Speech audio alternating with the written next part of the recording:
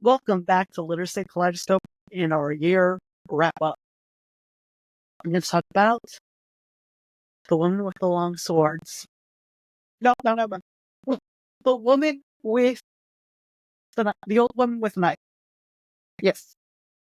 It's about our female lead, who is unusual, as she is a 65-year-old assassin. And I was looking at the book club forum thing for information for discussions, and it's like, she's been an assassin for 40 years. I'm like, no, I'm pretty sure she was an assassin for much longer than that. She was a minor when she started, and it's pest control. She started off with, they got that right. So what's really interesting in the book is it goes from the present to past. And you get this really see how she's always been kind of in the survival mode, which makes sense, being the fact that she was abandoned at a pretty young age because her parents finally had the boy they always wanted. So yay, no more pictures, and she's the oldest, so they just kicked her out. And then she started stealing things from the other home she lived in.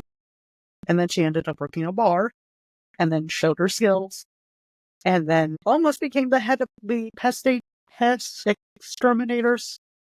But she just didn't. I'm very much sure it's because was still in the survival mode.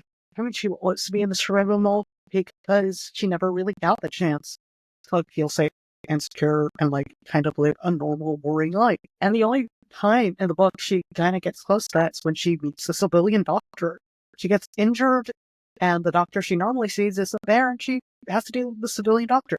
And she sees his normal life, and she's kind of envious of it. And it's the only moment in the book that she opens herself up, and we learn quickly why that's a bad idea for her on a personal note. And it's tragic. She has no friends. She has no connection. I mean, the director she works under is constantly just telling her to retire, and what does that retirement means for her? Does she get to train other members of the pest control? What does that mean for her? That question's never answered, honestly, because of her past coming after her. I had a literal disagreement. The members of the book club that I read the book with said, her past came back as an act of revenge. And I'm like, I don't really feel like it is. I mean, he does. The thing is, if it was, then there was multiple times where he could have targeted her. But it was very much like a teasing moment. It felt very much like Black Cat from Black Cat, where in that anime, Black Cat, can't remember his actual name, I just call him Black Cat, was an assassin, and then befriended someone, bounty hunter, and then became kind of a normal guy. His attitude shifted so dramatically that I kind of like the rest of the season. But before the first episode, the person he worked with was so mad that he was basically making his skills worthless. He was making him less of a skilled assassin, and he already seen him as more than human.